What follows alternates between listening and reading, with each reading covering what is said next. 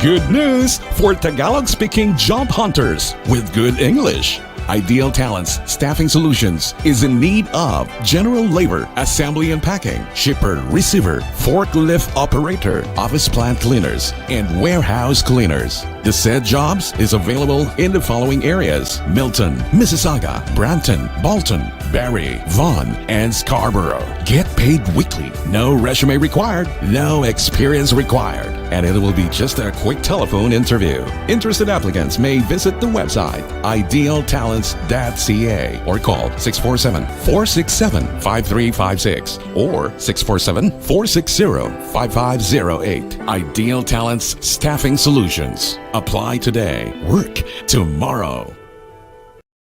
From the eye clinic that introduces unique, funky, and fashionable eyewear, 7 taon na ang nakakaraan, continues to deliver. Sunny Optical is the one. Patuloy at tuloy-tuloy ang alagang makabayan, serbisyong Canadian. If you're looking for the distinctive, innovative, and coveted frames and sunglasses, Sunny Optical now serves our patrons much better. At dahil may Pinoy optometrist and optician that can speak Tagalog, alam namin ang pangangailangan nyo. 2 locations, 1 vision. They accept direct billing with insurance companies. In Ontario, we are located at First Markham Place, 3255 Highway 7 East, Unit 166. In Thornhill, we are at 1 Promenade Circle, Y007 at T&T Supermarket entrance. Kita-kita na lang kabayan at Sunny Optical.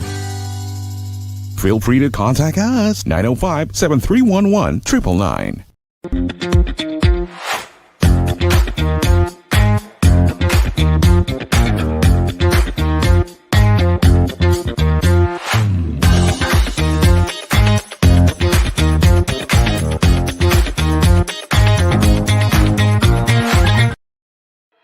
Ang programang ito ay hatid sa inyo ng Action Honda, where car ownership is made easy. Located at 4334 Kingston Road, Toronto, Ontario, Canada. Come to Action Honda. Whether bibili ka o hindi, it's always a pleasure to talk sa kababayan. Mabuhay! Great car deals in action. Your Filipino friends ready at your service. Test drive at Action Honda today. I love Filipino music, Pinoy Radio.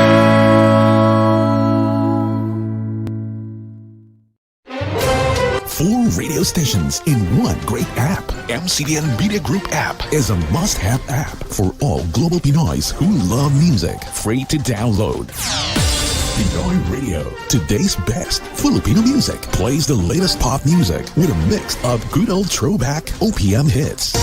Crosswave, the right hit music mix. America's Top 40 CHR Internet Radio slides back from the 90s and 2000s playlist, and today, Jeepney Pinoy Radio. Tara, sakay na! Let's rock and roll! The alternative way to listen mainstream and Pinoy indie music, OPM rock, and rap. Handpicked into one great playlist with live and acoustic versions, plus featured Tunog Kalye faves.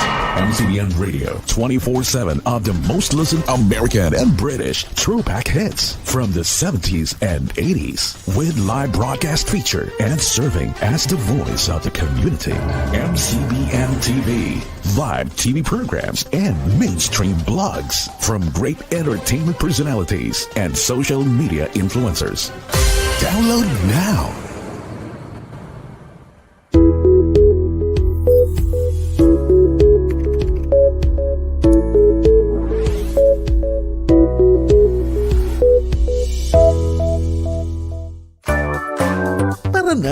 Tara nang manood sa programang Konting Kaalaman, Malaking Katulungan with Atty. Maria Eleanor Rodriquez. Programang kapupulutan ng aral at mga importanteng impormasyon tuwing linggo ng gabi, 7 p.m. Eastern Time sa MCBN TV at PinoyRadio.com. Magandang araw po sa lahat ng sumusubaybay dito sa PinoyRadio.com. Ako po si Atty. Maria Eleanor Rodriquez, ang makakasama ninyo for the next hour dito sa programang Konting Kaalaman, Malaking Katulungan. Before anything else, I'd like to greet everyone a Happy New Year! Kaya meron akong polka dots para abundance sa Yeah. Anyway, so for today, I have two guests for today for this episode, and we will be talking about a few things, but mainly we will be discussing the issue of whether education is as important is important in order to succeed. Kasi po, iba na ang panahon ngayon, di ba?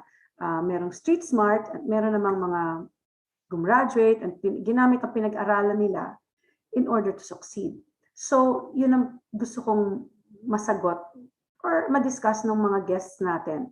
Kung importante pa ba ang education ngayon? Kailangan mo pa talagang makatapos sa kolehiyo para maging successful sa buhay. Okay, so my first guest is a fellow BEDA, meaning he's from San BEDA. He graduated with a BSc Management degree from San BEDA College in 1991. He finished his MBA in Ateneo in 2000. He was a basketball coach for 21 years, was an assistant coach in the national men's team in 2009 to 2011, team manager of Red Lions from 2012 to the present. So, coach siya ngayon. Yung mga basketball players na dyan, andito ang coach niyo. Anyway, so let us bring in my fellow Bedan, Mr. Jude ROQUE.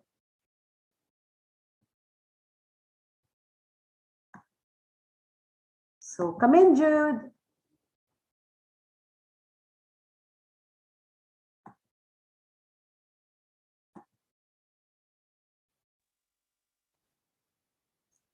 Hi, Jude. Welcome to Konting Kaalaman, Malaking Katulungan.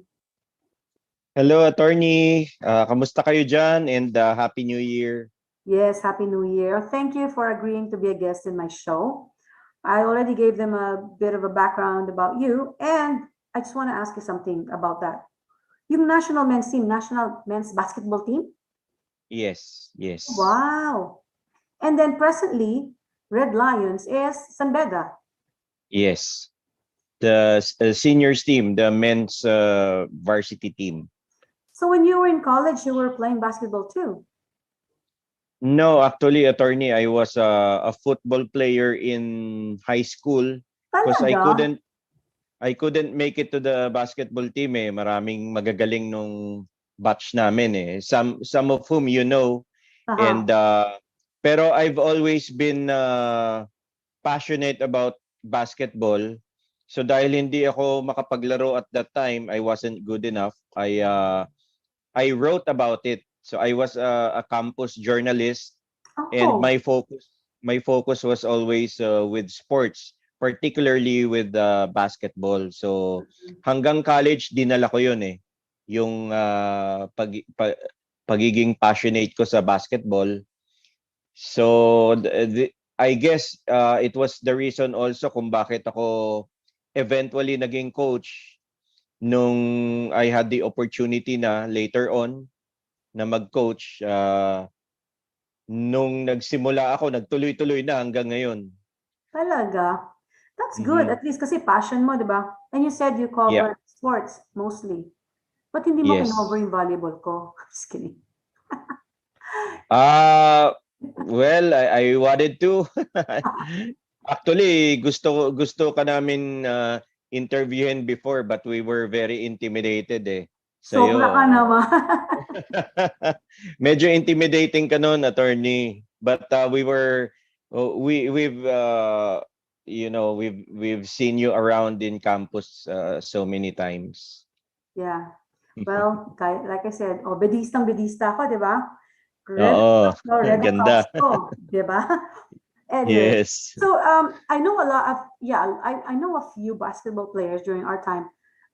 Yun, in-interview ko sa podcast ko si Calvin Miliado. Hello, Calvin. And syempre si Randy Salvino. And of course, Turks Mendoza from Australia. Nasa Australia na siya ngayon. Edwin Manabat is here in LA. Do you know Edwin? Yeah, I know him.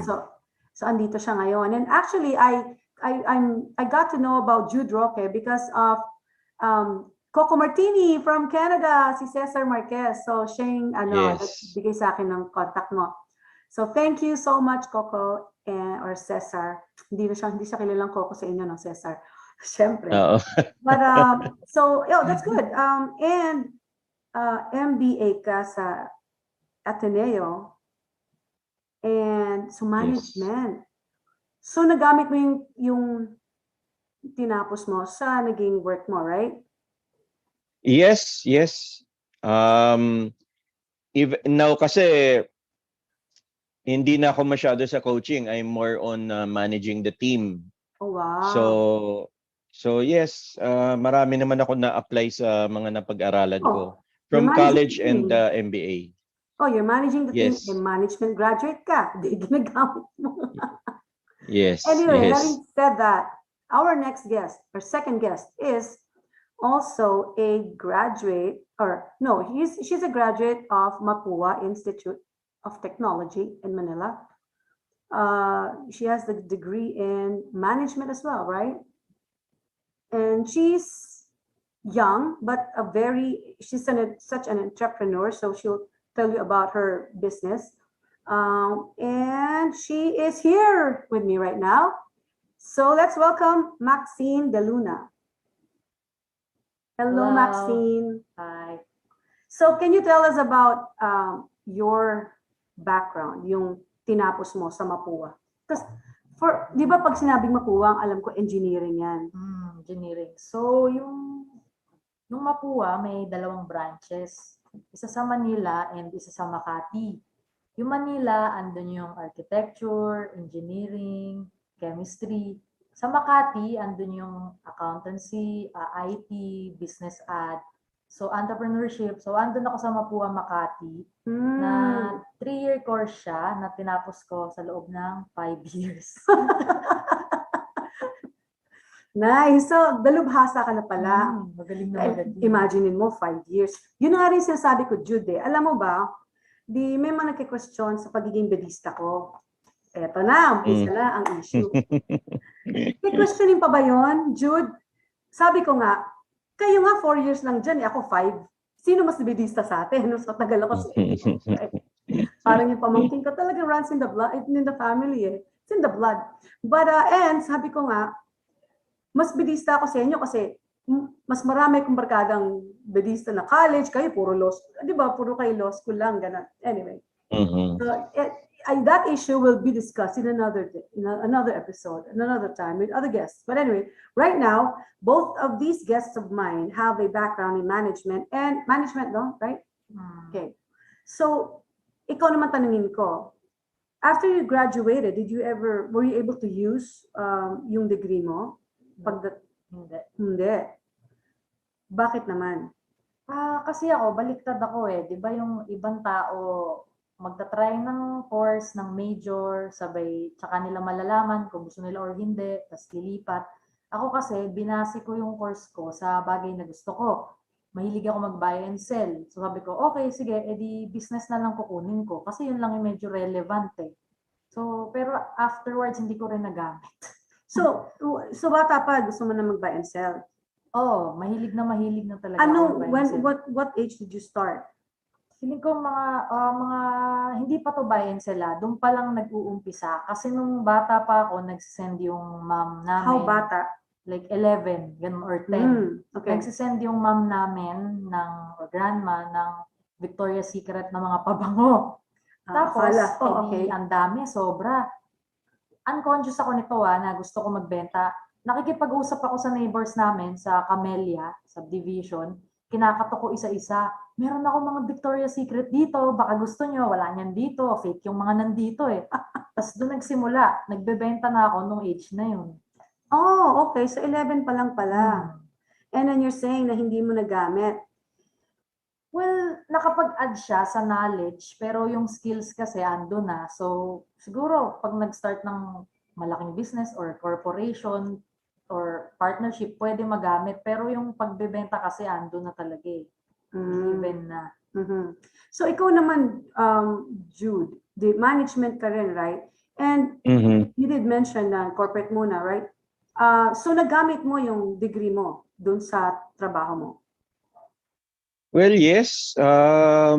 Unang-una kasi dito sa atin sa Pilipinas, binibigyan talaga ng halaga yung college degree eh. Ang hirap maghanap ng trabaho if wala kang college degree. So doon pa lang disadvantage na pag wala kang degree. So magagamit mo talaga. Dito ganon, if you want a job na mas maganda ang benefits, mas maganda ang sweldo, you really need a college degree. But yung pag-apply sa natutunan, syempre it's another story. Depende kung saan ka din mapunta na department, kung ano yung mga specific responsibilities na bibigay sa'yo.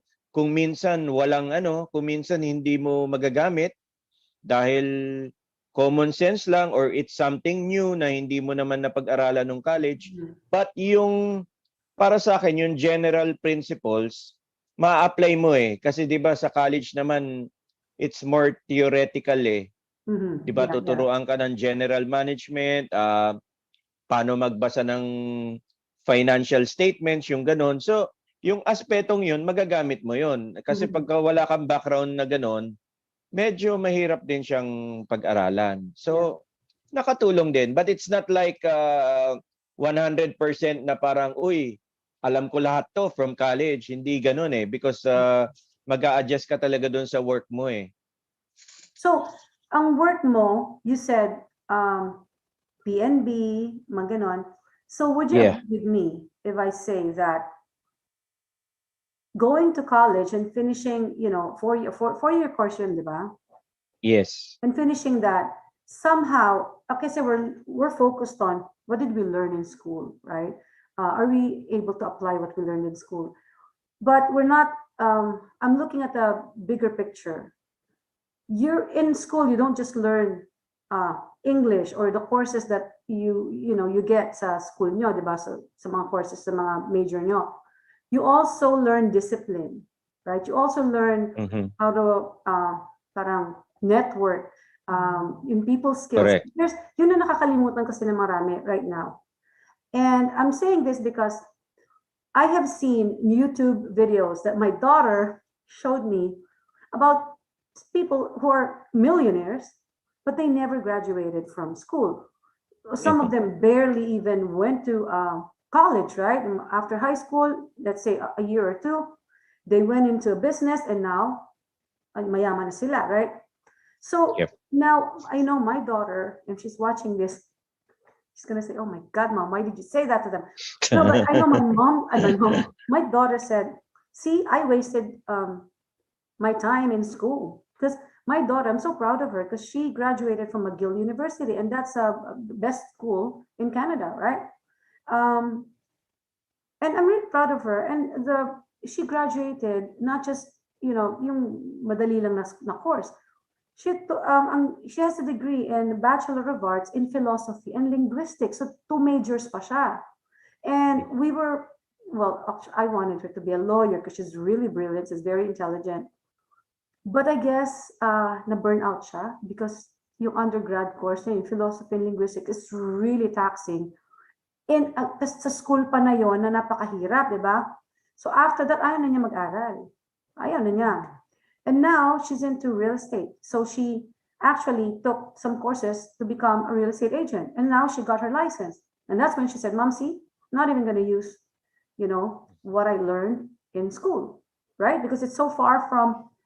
And second, for me, and I don't know if you and Jude agree, like I said, it's not only the courses that you learn for your major mo, for your degree. It's what you learn in school and being in school in general, apart from yung sabi ko, discipline, right? Yan hindi natin napapansin, but nadidisiplina ka eh, di ba? Because pag meron kayong homework sa school, kailangan mong gawin, and stuff like that. Pag hindi mo ginawa, pwede kang bumagsak, and of course you don't want that. Yung networking, right? Dun ma-develop yung people skills nyo. How do you mingle with your classmates? How do you deal with your professor? And I told her in McGill, the people that you met in McGill are one day going to be the leaders of Canada. So hindi na sayang ang pinag-aralan mo because one day, these people are gonna be leading the country and you know them, right? Tapos real estate agent ka, edi bentahan mo ng bahay ang mga yan. Di meron ka pa rin eh. You know what the point is?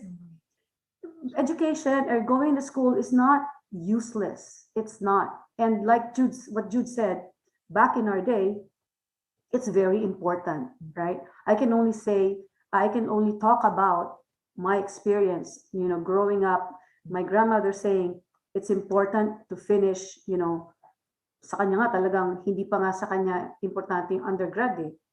Parang hindi counted sa lola ko yung undergrad, kailangan lawyer ka. Ganon. So, and I wasn't a good student. I was really the worst law student you'd ever meet because I never went to school. Well, I did, but I never went to class. I was just hanging around in the campus, kikipag-chikahan ako sa mga kaibigan ko. I play volleyball. Nagtayo pa ako ng soccer team, na wala namang soccer team ang walang female soccer team sa San Beda. Ako kauna-unahan at last na nagtayo ng ganun. So, kahit ganun ako nung estudyante ko, ngayon nakikita ko yung importance of going to school because it trained me. Actually, the one thing that I think I got from that, self-confidence. It gave me that confidence that I have now that I did not have before. And looking back, I'm like, oh my gosh, why was I scared? Why was I not like this? And now I'm thinking, because during that time, nasa school pa ako nun. You're still struggling, you're trying to prove yourself. And now I'm at that point where I had proven myself, right?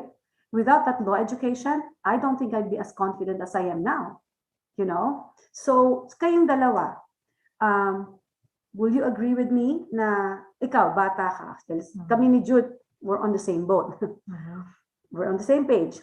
Ikaw, anong tingin mo? Nasayang ba? Because you said, hindi ko rin nagamit. You said it, right? So, tingin mo, hindi mo nagamit. Nasayang ba yung pag-aaral mo? Okay, may na-realize ako sa mga sinabi nyo. So, number one, tulad nung sinabi ni Sir Jude, sa Pilipinas, syempre, medyo kasi dun eh. Pag nag-a-apply ka, tanong agad kung graduate ka ba ng anong school, hanggang high school ba natapos mo, nag-college ka ba. Parang number one requirement doon pag magtatrabaho ka kahit sa office, kailangan meron kang diploma, TOR na may papakita ng grades mo nung college. So, kailangan yun para magkaroon ka ng stable income. TOR po means? Transcript of records. Yeah. Ayun, Okay. sorry. Mga nila alam yung TOR. Ayun. Sino si Tor? Kailangan mo si Tor? Si Tor may 8. Meron ba? Sorry. So, ayun. Long spelling pala. Kung gusto mo ng stable na income, kung yun ang gusto mong tahakin, maging employee sa mga company sa Pilipinas, kailangan mo nga ng college education. So, that's a good point. You just reminded me. Kung gusto mo biging employee. We'll go back to that later. Ikaw, Jude. Okay, so from what I said, do you agree with me? Yes, of course, I agree with you.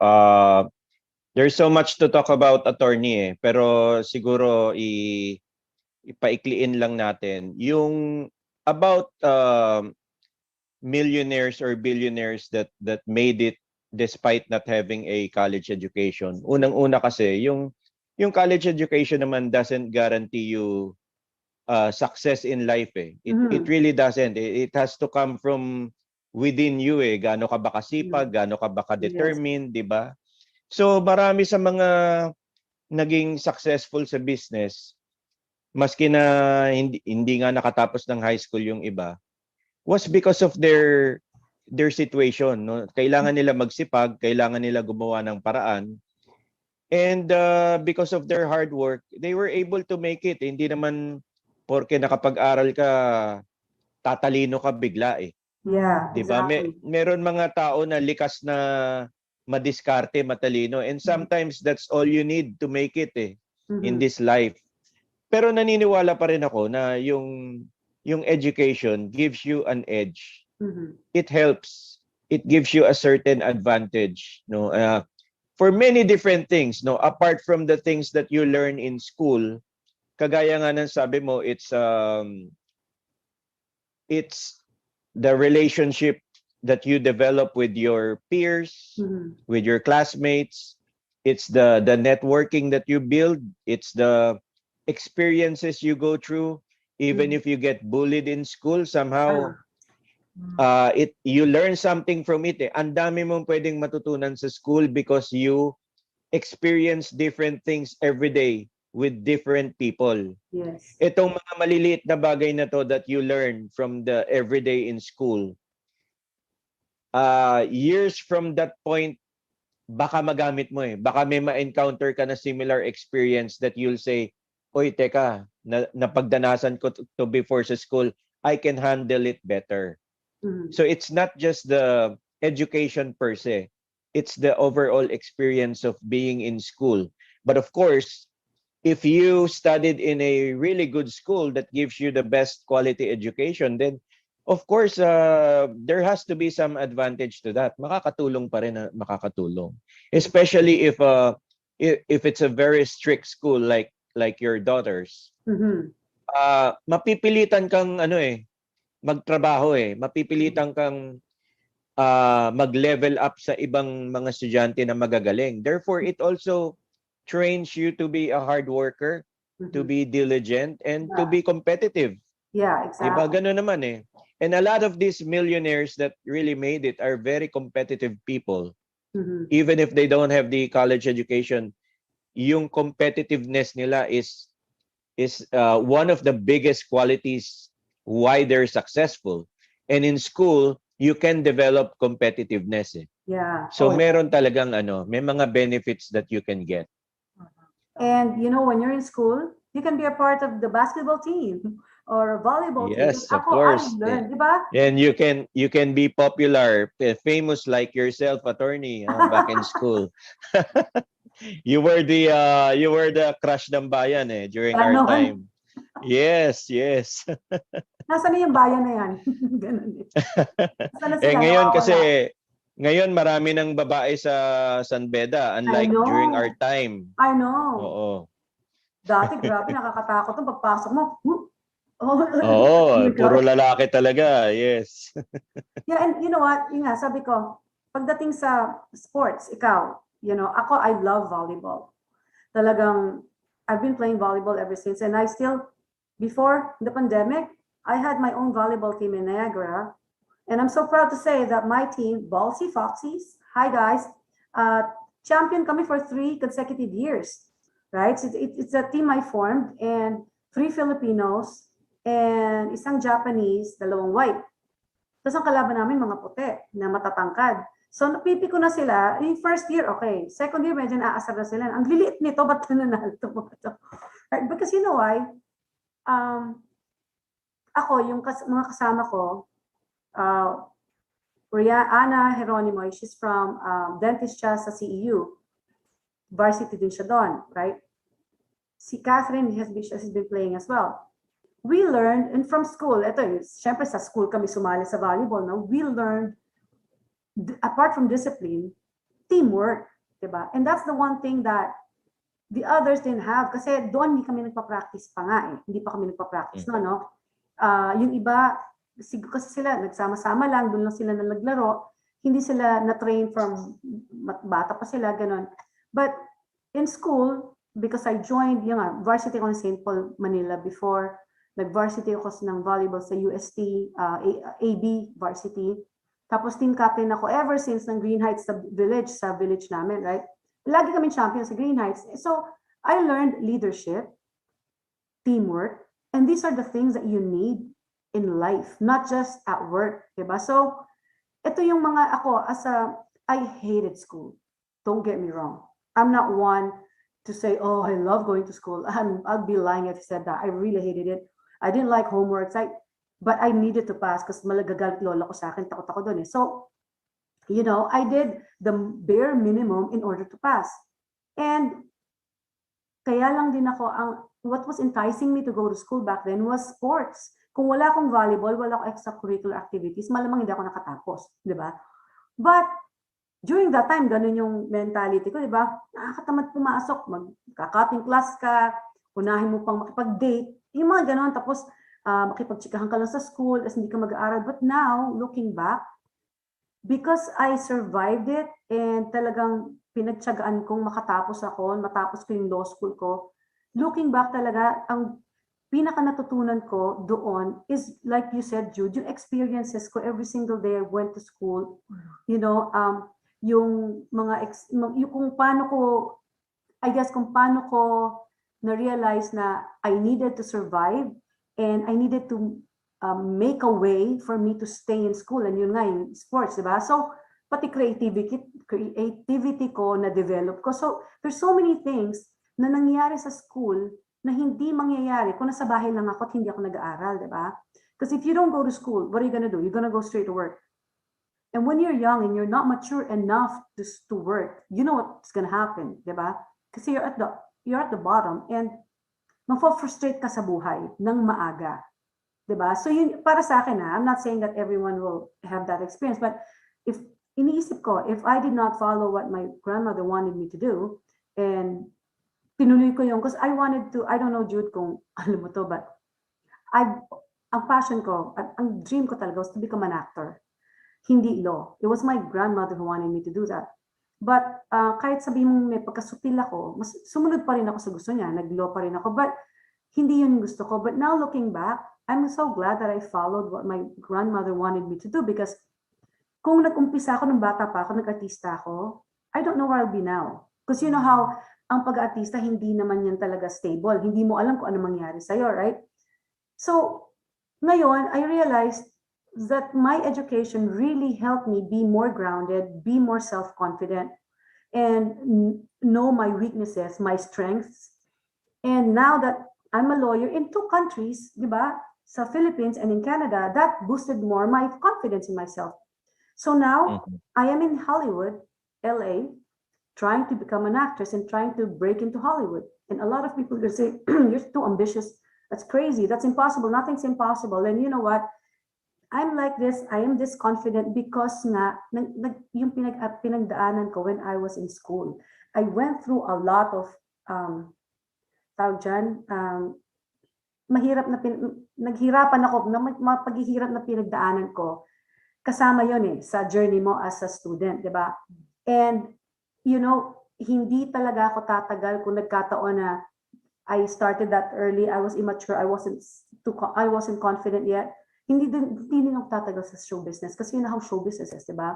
Talagang, ano yan, kumbaga, magulo, maraming competition, and nakakatakot. And if you're not confident enough, if you're not sure of yourself, you're not gonna last 5 seconds, right? So, kaya yun ang natutunan ko sa pinagdaanan ko from UST to law school. All of that helped me become who I am. And I like who I am right now because I also am confident that, you know, I'm alone, I'm single, but I'm fine, I'm happy. Diba? So, ang daming na maituturo sa inyo ng going to school. It's not just, you know, what you learn from your professors. It's what you learn from your classmates. It's what you learn from, ayan, si Ka Rogers na nagtitinda ng balot no, ano yun, lumpia sa labas, matututunan sa mga yan. So everything that goes with yung pagpasok sa school, hindi mo yan makukuha if you go straight to working. Kasi talaga, you'll be burned out so fast na I don't know what's gonna happen to you, right? Now, when we talk about, you mentioned if you want to be an employee. Ayan pa isang parang point of contention, di ba? For those people who don't want to be employees, parang kasi nagsasabi na yung mga matatalino daw, yung mga gumraduate, may degree, sila yung mga empleyado lang, right? And ito napanood ko tayo, I watched this in one of the videos.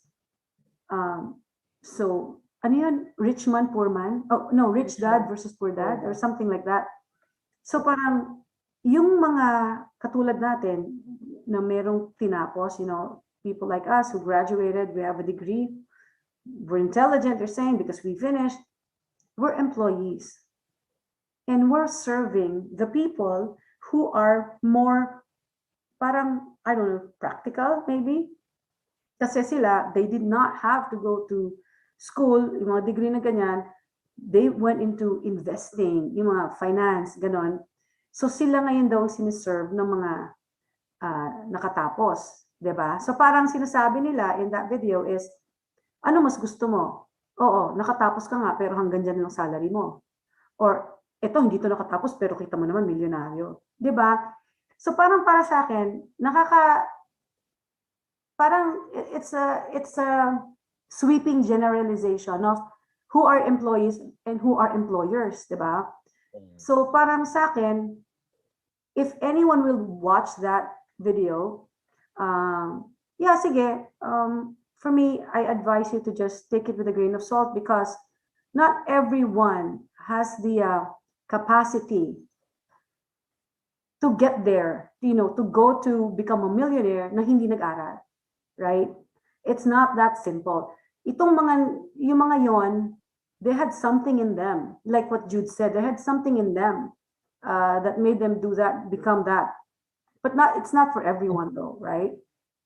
So I know they're gonna say we're being safe because it's safer to graduate and have a degree, right? But hanggang doon ka na lang. I don't know. What do you think of that, Jude? Well, first of all, attorney, I think yun sinasabing ganun, that's a very strange stereotype of employers and employees. It is very strange because I think yung mga fairy tale stories of people who have very little education that became highly successful in business, hindi naman madami yan eh. Yeah. Attorney, there's just a few of them. Because if you look at the biggest tycoons in the world, they're highly educated. Yung boss ko, yung may-ari ng PLDT, Smart, TV5, ano yan, Wharton graduate yan eh. Oh yeah? Yeah. So, it's not mayaman to, ito empleyado lang kasi nag-aral ka, ito hindi. Hindi naman ganoon eh. Again, babalikan natin. Yung education is only a tool. But yung tao, yung determinasyon ng tao, yung pagiging masigasig, sipag, diskarte, all these are qualities that can help you to become successful. Whether you're in business or you're an employee. Diba? Yung education can help as opposed to walang education. But it doesn't mean na pagka may edukasyon ka, yayaman ka ng gusto. In the same manner na, kaya nga strange stereotype yung sinasabi ko, in the same manner na pag wala kang edukasyon, yayaman ka, lalo namang strange yun, di ba? So, depende sa tao. O ikaw, Maxine, what can you say about that issue? Agree ako sa inyo. Siyempre, if nag-aral ka, hindi naman technically na magagamit mo talaga yun eh. Lahat ng yan, nasa atin, kung paano natin gagamitin. Kunwari, hindi ako smart sa school talaga eh. Nung pumasok ako sa Mapua, nabigla na lang ako na, hala, ba't ba ako pumasok dito? Ang talino ng mga estudyante. Tinawag ng teacher. Tapos hindi pa nag-iisip, parang may sagot na. Tapos ako nagpe-prepare na, tatawagin pa lang ako, may sinaform na ako na sentence sa isip ko. So it all depends sa tao talaga eh, kung paano mo gagamitin. Yeah. So yun nga, na-mention ko na hindi nga ako magaling sa school, pero glad rin ako na masasabi ko na street smart ako. Kasi pero may mga tao na book smart and street smart. Ay nga yung sinasabi ni Sir Jude kanina, yung boss nga niya na graduate ng Wharton. Tapos, depende. Pwede mo rin siyang ma-apply. Depende na lang kung paano mo gagamitin. And ako, I have two children. One is book smart, one is street smart. So, di ba? I have both. But, and yeah, ako, street smart lang ako. Hindi ako book smart. Oh my gosh. I mean, good luck sa akin na mahanap. Kung ako hahanapin mo dati sa school, nandun ako sa cafeteria o kaya sa football field, nakikipagtsikahan. Yung mga ganun. But look at me now, di ba? Which is, yun nga, hindi naman porke matalino ko sa school, successful ka rin sa buhay, di ba? Kasi may mga book smart lang. Dun sa school lang talaga sila magaling. Paglabas, hindi na lang gagawin nila. May mga ganun din. But ito lang, ito I think this is one thing that's universal. Kasi yung pinag-usapan natin pagdating sa Philippines, talagang tinitingala nila ang nakatapos. Sigurado yan, you know? And talagang culture na ng Filipino yon na may tinapos ka, iba't dating mo, right? Kahit ano pang kasalanan mo parang ako, nung naging abogado, biglang yung mga kamag-anak ko, na-shock. And then, iba natingin sa'yo, diba? The lawyer ka na. Yung iba talaga yung nagagawa niya eh. Sa Philippines. Ngayon, pagdating mo sa ibang bansa, gaya sa Canada, sa LA, ay sa USA, LA lang, you know, sa Amerika, iba naman sila. Doon mo rin makikita kung paano sila magsweldo eh, 'di ba? Sa atin, sa Philippines, mas mataas ang sweldo ng nakagraduate, 'di ba? Yung may degree, mas mataas ang sweldo. Pero sa Canada at sa US, yung mga skilled, yung mga mekaniko, mas malaking kinikita nila kaysa dun sa mga empleyado na nakagraduate, 'di ba? So, iba pa rin eh, depende sa culture. But the one thing universal is this. Wherever you go, and I'm telling you, this is true. I don't know if you agree with me, but I think you will. Wherever you go, kahit saan bansa ka magpunta, pag nalamang graduate ka, nakatapos ka, andun na agad yung respeto sa'yo. Merong agad respect na may tinapos ka. Talagang universal yun, wherever you go. So, ako sa akin, payo ko doon sa mga audience natin na, you know, bata pa na, ayoko na mag-aral kasi you know, napanood ko yung Rich Dad, Poor Dad, hindi ko kailangan mag-aral. You know, just take a step back and think about it first. Lalo na yung mga takot din dyan, di ba? Sometimes, like I said, you just need, yung mga takot sa buhay, yung mga pa, I'm telling you, once you have a degree, automatic yon, magkakaroon kayo ng self-confidence kahit papano. Mag-iiba na talaga yung pananaw nyo kasi mag-iiba na rin ang tingin ng tao sa inyo. So, I guess, para sa akin, importante talaga yung education. And then I'm not being a hypocrite because I didn't like it when I was growing up. But now that, you know, looking back, tama nga yung lola ko. Tama lahat ng mga nakatatanda sa atin na nagsabi na importanteng makatapos ka. It's really important kasi talagang ibang-iba talaga ang magagawa niyo sa'yo. Now, pagdating sa pagyaman, guys, sabi ni Jude at ni Maxine, depende na sa inyo yon, di ba? Kung paano nyo gagawin. And sometimes naman, when you see, kasi ito people who are employees, it doesn't mean na porque employee sila, frustrated na sila kasi hanggang dito na lang ang sweldo ko, hindi katulad ng mga ganun. You have to remember, we each have our own choices in life. And some people just don't want to be that. They just want to be in this place na employee ako, I'm secure, I'm happy. And I'm fine with what I'm getting right now. I don't need to become a millionaire. Kasi like me, myself, I have never, not once did I pray to become a millionaire. Or not once did I pray for riches. Let's put it that way. Kasi ako, ang sa akin, importante sa akin, peace of mind, happiness, yun, health. Yung ganon. Sa akin, okay na sa akin na may nagsabi sa akin, bakit mo tinalikuran ang pagiging lawyer sa Canada to become an actress in LA? Alam mo ng mga artista, you know, hindi ka sigurado dyan, magkakapera ka, ganon. Samantalang sa Canada, lawyer ka, laki ng sweldo mo, ganon. I'm like, yep, and I've been there, done that. I have experienced, you know, earning a lot of money, buying a big house, driving a Land Rover, and parang, you know, when I was doing that, yeah, you know, tingalang-tingala sila sa'yo dahil, di ba, oh, wow, lawyer, federal prosecutor pa, tas ang laki ng bahay, ang ganda ng kotse. But guess what? I was alone in my house. I wasn't as happy as I am now, renting a studio in Koreatown, right? Not really having any money, because right now I'm not employed, but I'm happy because I'm doing what I want to do. Because I have always wanted to become an actress. And so now I'm auditioning, I'm getting some, you know, nag-film ako ng pilot movie, and now I'm trying my hand at screenwriting because I want to give myself and the other actors I've met here an opportunity, a break. You know, I told them, why are we going to wait? Why don't we produce our own, you know, project and give ourselves a break, show ourselves our, you know, what do you call this? Our talent. to the people by doing what we want to do. So ako, I'm writing a script right now, and the other actors I met here, we're gonna do it ourselves, diba? I'm happier. You know, it's not all about the money. So yung sinasabi dun sa, sila naging milyonaryo, ikaw hindi. So, do you know what goes on behind the doors of these millionaires? Do you even know if they're happy? You know, money is not everything, right? It's not. And I can say, I mean, I'm in a position to say that because I've experienced both.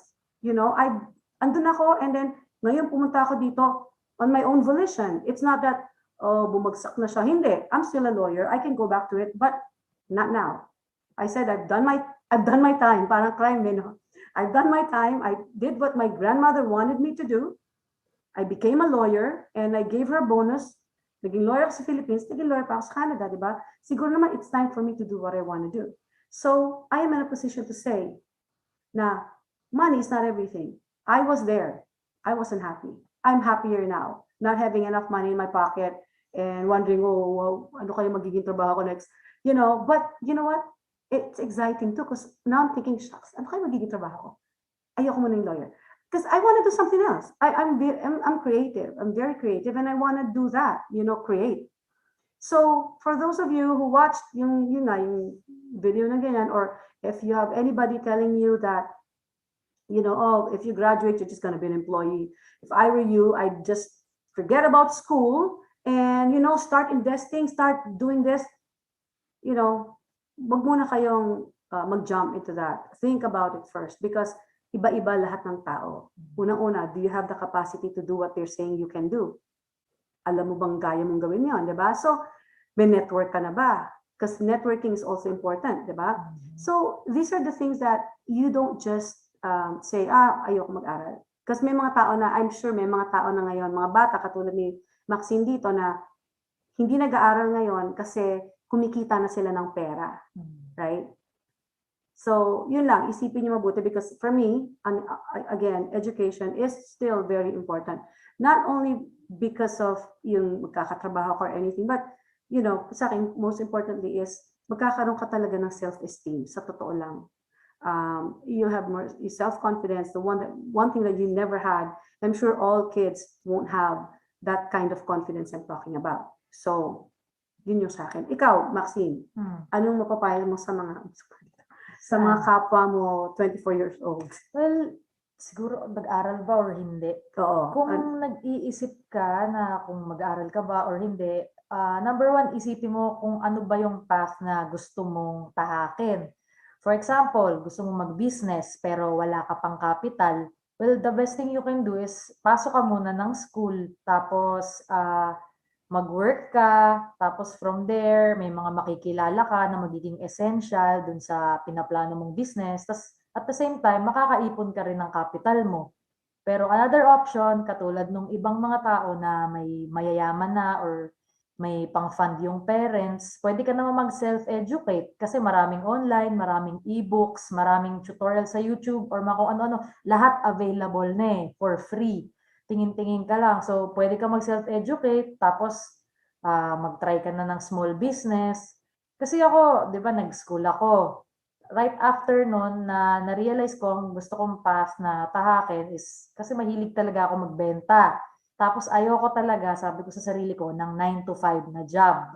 Ayoko talaga. Pero na-experience ko sa loob ng 2 years. Ayoko kasi nung paulit-ulit yung cycle, kunwari, paulit-ulit ka magta-type, isang bagay lang yung gagawin mo araw-araw. Gusto ko kasi talaga mag-close ng deals, gusto kong makipag-negotiate, gusto kong mag-offer ng kung ano-ano. So, yun yung sa akin. Tapos, ayun nga, so na-try ko na nga maging employee. Okay naman, stable, meron kang sure na income palagi. Yun yung so yun yung importance doon. Pero on the other hand naman, yung ginagawa ko is tumitingin ako ng mga uso. Kunwari, PlayStation 5, Yeezy shoes, or Supreme na clothes. Ang ginagawa ko, minimake sure ko makakabenta ako ng 1 hanggang 3 items per day. Minsan naman, pag mahina, minimake sure ko na kumikita ako ng a month ng parang regular employee lang ako. So, ayun. Ayun yung sa akin. Tapos, ang gusto ko lang kasi talaga, okay, sige, morning hanggang gabi. gusto ko may kikitain ako sa loob ng saglit na oras. Ayoko kasi nung buong araw nasa office tapos wala nang time sa sarili, wala nang time sa ibang tao. Yun lang yung pinaka main goal ko. Yun lang yung gusto ko araw-araw. Pero bottom line, may degree ka, di ba? Meron pa rin. Well, ayun na nga, safety net. Para kung kunwari mahina business or fini-figure out mo pa kung ano dapat mong gawin. Okay, pasok ka sa office, pasok ka sa kung saan man para may kitain ka. Hindi ka, ayun nga, number 2, hindi ka rin aasa sa ibang tao habang wala kang income kasi ayun nga, nag-aral ka. But it all depends pa rin sa gusto mong tahakin kung papasok ka ng school or hindi. Oo, so kung hindi ka papasok, lagot ka sa nanay mo. Anyway, Jude, ikaw naman. Anong payo mo sa mga...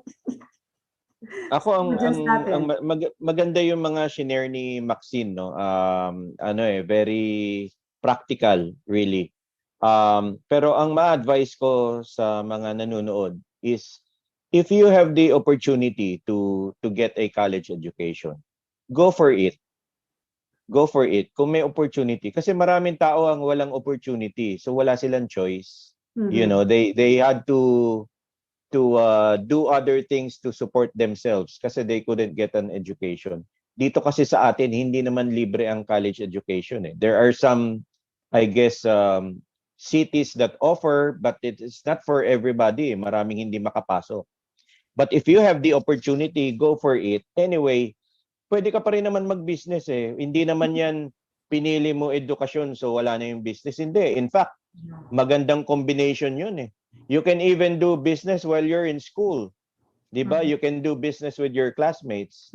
Diba? Or if you're introduced to business at an early age, marami ka nang alam sa kung paano magnegosyo, you can actually use your education while you're in school, while you're studying, you know, ask your professors, ask your classmates, what do you think about this? How do you think I can improve my business using this education?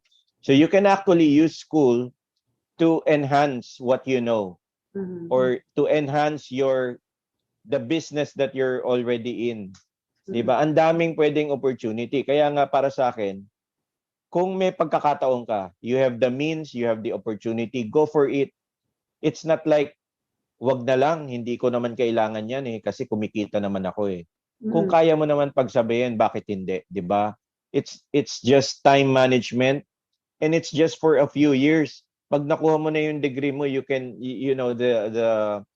the world will open up for you. You will have a lot more options than pag wala kang education because ang daming binanggit natin kanina, it's the network, it's the people that you meet, the professors. Someday your batchmates will become important people in the society and you can use that. Totoo yan. Tayo, di ba, sa San Beda, attorney, lalo ngayon, sa panahon ngayon, ang daming bidista na nakaupo sa matataas na pwesto. Exactly. Kahit sa negosyo. Di ba? Ay, makakatulong yun eh, pagka may kilala ka eh. Exactly. So yun, to summarize para sa akin, kung may pagkakataon ka, mag-aral ka. Kasi remember, kahit na nakakadinig ka ng mga stories about successful people na walang degree, isipin mo na lang kung gaano karami yung mahihirap ngayon, lalo dito sa Pilipinas natin, na walang pinag-aralan. Kasi hindi nila kaya mag-aral. At dahil hindi sila nakapag-aral, napakaliit ng options nila. Hindi naman lahat sila madiskarte. Hindi naman lahat sila marunong magnegosyo. So ano nangyayari sa kanila? Marami sa kanila nasa kalsada na hindi nila alam ang gagawin. Yeah, exactly. Oo. That's true. Kasi that's a really good advice because ang dami na they take it for granted that their parents are sending them to school. That's the other thing. In the Philippines, your parents pay for your education. In Canada, in the US, no. Honestly, even my daughter and my son, nag-loan sila sa OSA, sa government. Kasi ang mahal ng education sa Canada, right? So, but they still did it, you know? Kaya yung anak ko sabi niya, now I'm in debt. I shouldn't have done it. Yung parang niregrets ko, no. You don't regret what you did. You know, one day you'll realize that you'll be glad that you did this. Sabi ko sa kanya, because iba pa rin eh. Iba talaga may tinapos. Iba talaga. Yun yung na-coin na term, edukado. Diba? Yung term na yun, iba, ang lakas ng dating nun. Pag sinabi edukado ka, that's a compliment. Diba?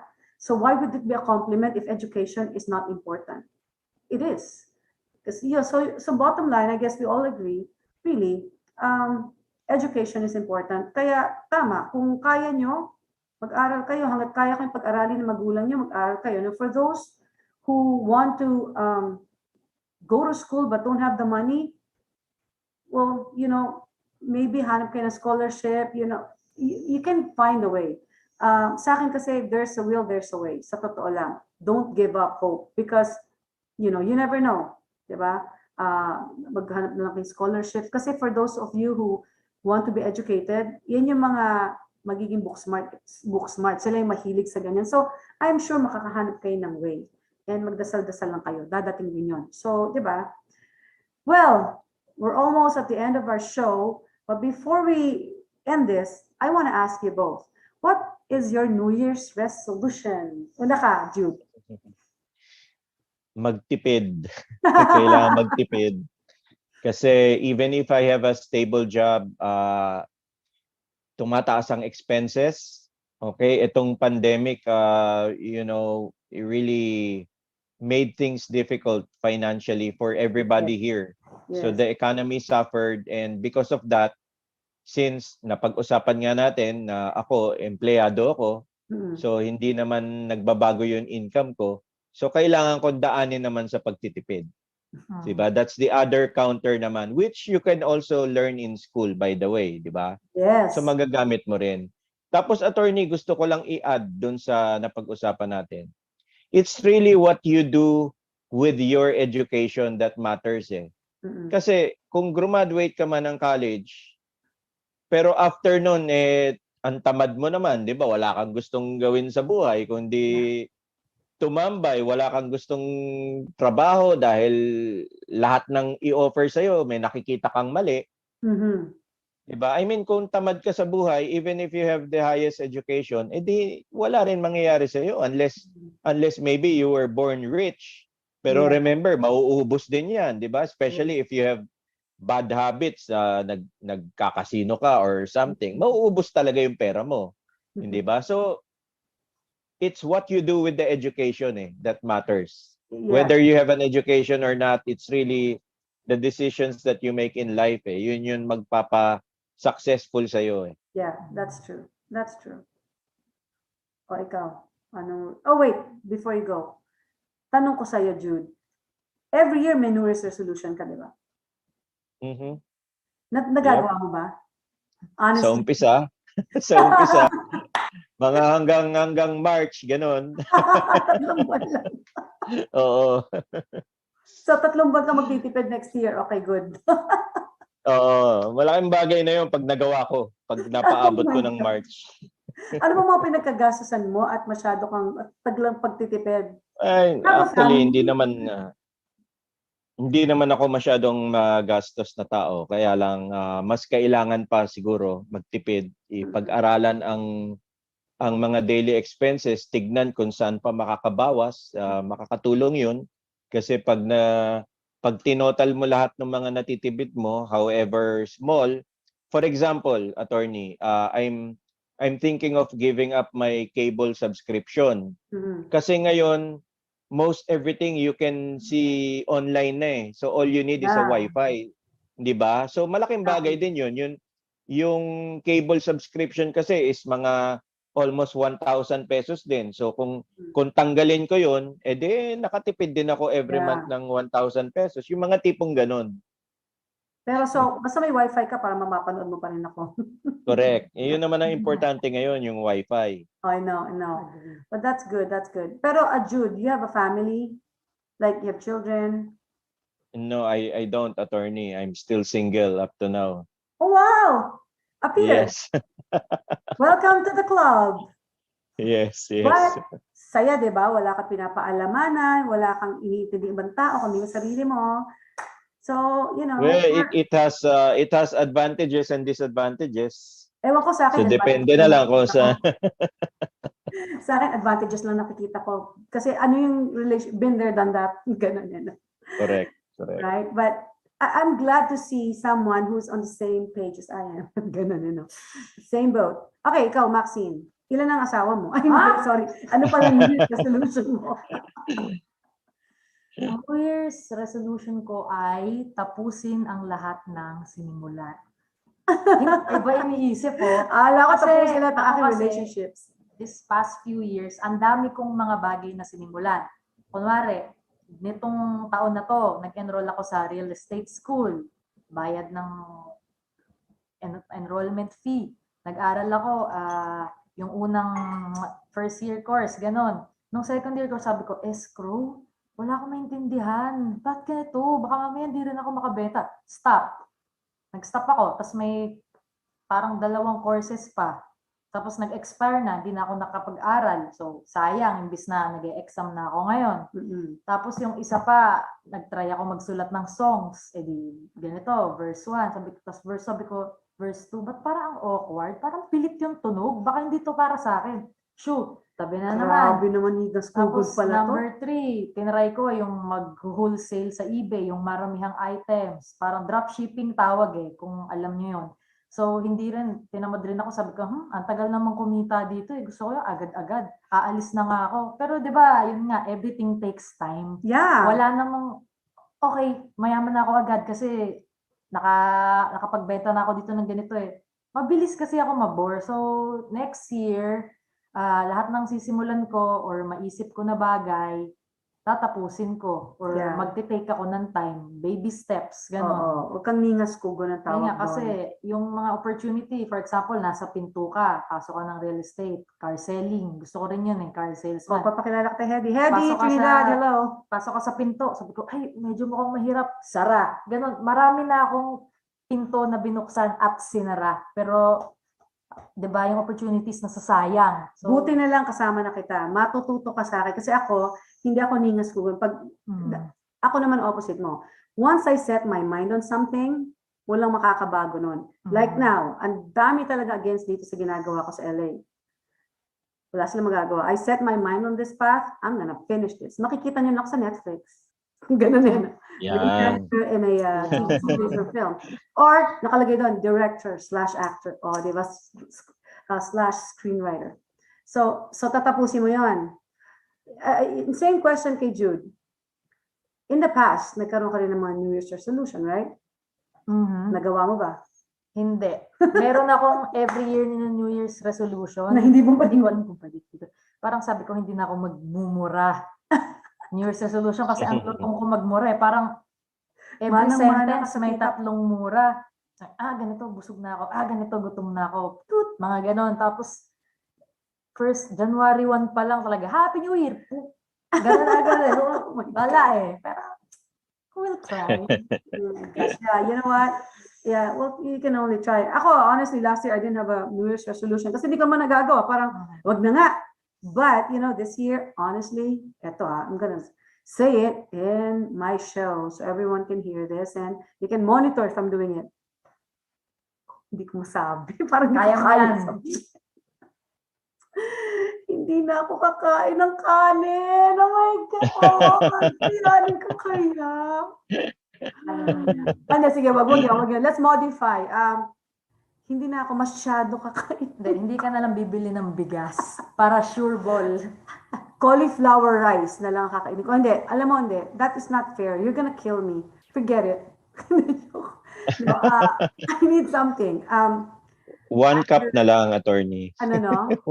1 cup lang. Yan, tama yan. Thank you, Jude. I'm gonna limit my consumption to 1 cup of rice every 2 hours. No, once a day. Once a day. Let's start with that. Kasi, I pre-diabetic na daw ako. And I used to be healthy. And actually, kita nyo, tatalunin ko kayo, I have 2. I'm gonna start exercising again. Kasi nga, actually, tama ka, Jude, may disadvantages din. Advantage and disadvantages yung single. Kasi nung hindi ako single, meron akong, type, bedista. Anyway, type ako noon, nagpa-sexy ako. Talagang gym lagi, di ba? Ngayon, wala na akong pakialam kahit kanino. I don't care anymore. Hindi ako nag-gym.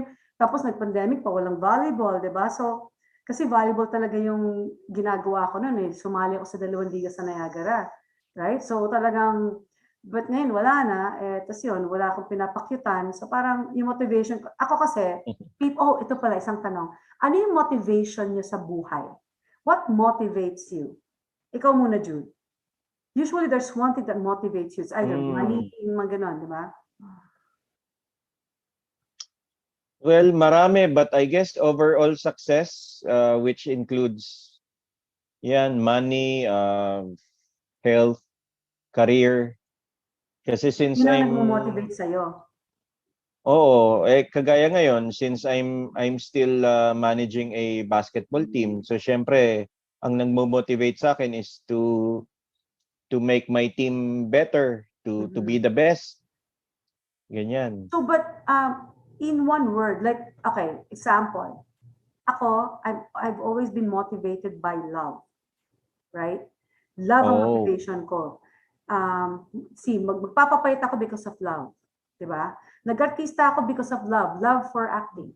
So it's always, may mga taong ang motivation nila, money. May motivation nila, success. Iba-iba eh. Ako, napansin ko sa akin, love talaga. I will do things for love.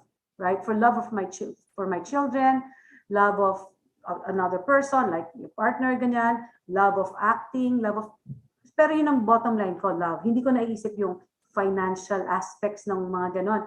Love lang talaga. Yun ang motivation ko. So ikaw, anong motivation mo? I guess success. Success.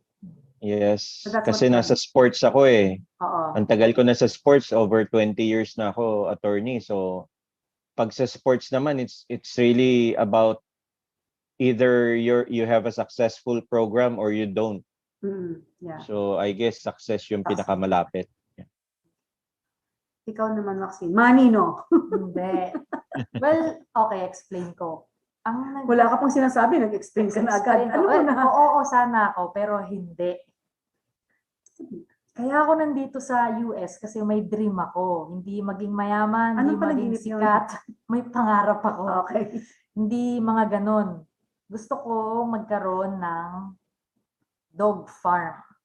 Kasi 10 or 11 years na ako nagbebenta ng dogs. So yung dogs malapit talaga sa puso ko. Ba't mo binibenta? Hindi ko ma-explain. Hindi yun yung ibig kong sabihin. Kasi may sarili akong dogs. Kaya ako nagbebenta ng dogs kasi gusto ko ma-experience ng ibang tao yung na-experience ko sa pag-aalaga ng dogs. Yung affection nila, yung love nila, yung loyalty nila.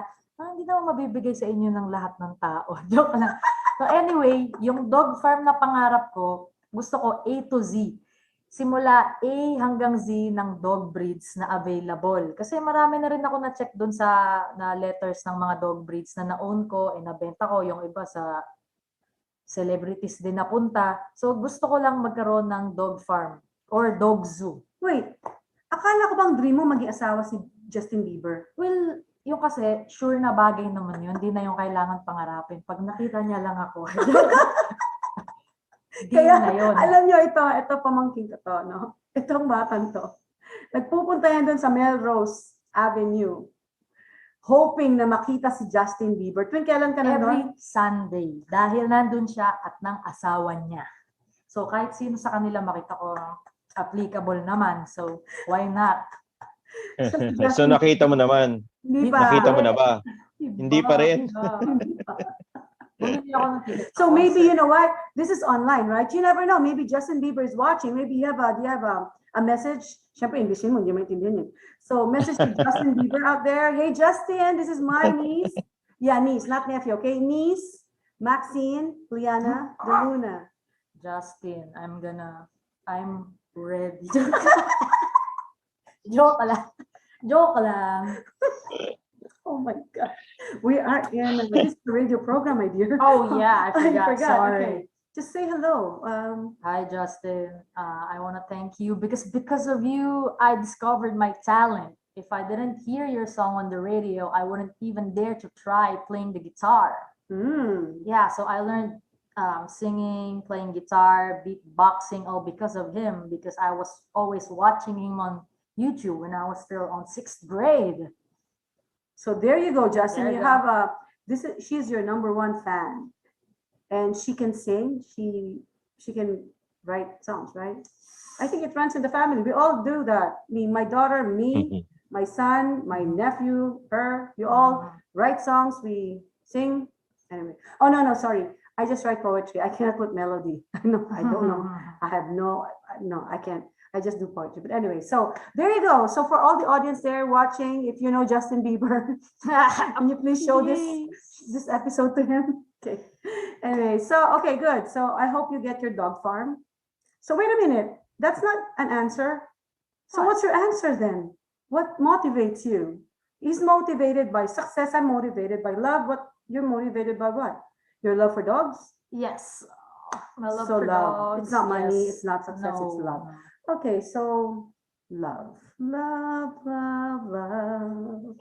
Anyway, okay, so thank you so much. I'm sure our audience was able to learn a lot from these guests of mine.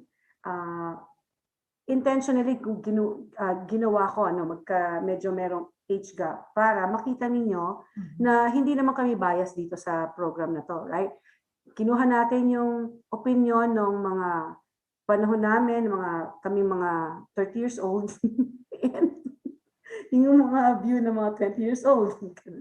So, and bottom line, I think even the younger generation, I think they understand that education is important. So, yeah, think about it. For those of you who are, who just don't want to even go to school anymore because you think that you're fine without it, before you make a decision, think twice, okay? And I know everything's Googleable right now, but you cannot Google respect, honestly, and self-confidence. You can't Google that. You experience that on your own, and you develop it through what we were talking about the whole hour. So anyway, so again, thank you so much, Maxine. Thank you, Jude, for this episode. This is my New Year episode in my radio program, Konting, Kaalaman, Malaking, Katulungan. So I just hope, oh my gosh, if I forget, just quickly say hello to whoever you want to greet. Go ahead, Jude, you first. Yeah, well, I'd like to say hello to everyone who's listening, especially my friends in Toronto and in LA. So I hope to see you guys next year, which is tomorrow. I mean, tomorrow is the new year. So hopefully sometime in 2022, I'll be able to visit. So magpakita Ingat ka sa kayo akin. lahat. Of course, yes, attorney, for Good, sure. good. Okay, ikaw. Hello sa family ko sa Philippines and sa girlfriend ko, and hello to Justin Bieber. See you tomorrow. Hindi mo babanggit yung pangalan ng mga family mo? Sino ang family mo? Masyado madami. Alam na nila yun. Okay. Ako, hindi. Specifics ako. Okay. I would like to say hello. Ito, I haven't said hello to these people because I just met them. We did a film, a pilot movie on December 4, and I met awesome actors, Filipino actors here in LA. So I'd like to say hello to them. Hello to Joey Bagtas, to Natalie Pajarillo, she's in San Francisco, Randy Torres, and Noreen Lani, Jack Ross. So sila yung mga nakakasama ko dito. And like I said, we're going to try to put together a web series for you. This is my second screenplay. I had the first, it's a movie, but this is the first web series that I'm going to try to do. So I hope you guys who are, may mga nanonood sa program ko, sana panoorin nyo rin yung ilalabas naming web series starring Rodriquez and my other actor friends. And of course, hello to my director friends in the Philippines. I might need your help. Direct Ryan Carlos, Direct Zig Dulay, sino pa ba? Hala, nakalimutan ko sila pa magalit. Anyway, sino kausap ko kanina? Oh, Carlo Obispo, Direct Noel Escondo, and everyone else there. Hello, and my classmates from script writing workshop with Director Denise O'Hara in the Philippines, sila Jean, and everyone else. Hello, I'm gonna need your help with this project of mine that I started here in LA. So yun na muna, because meron pa naman ako next episode, yung ibang friends ko, sa susunod na episode na kayo. Okay? Oh, Edwin Manabat, hello. And Mama Bedista pala. Hello to everyone. So, yung mga bayan dyan, nasa na kayo? Ganun eh, no? So, bye-bye na kayo. Both of you say goodbye. Bye. Thank you. Happy New Year. And Year. I'm gonna say goodbye to my audience first or to the listeners, pero kayong dalawa, huwag muna kayo aalis, right?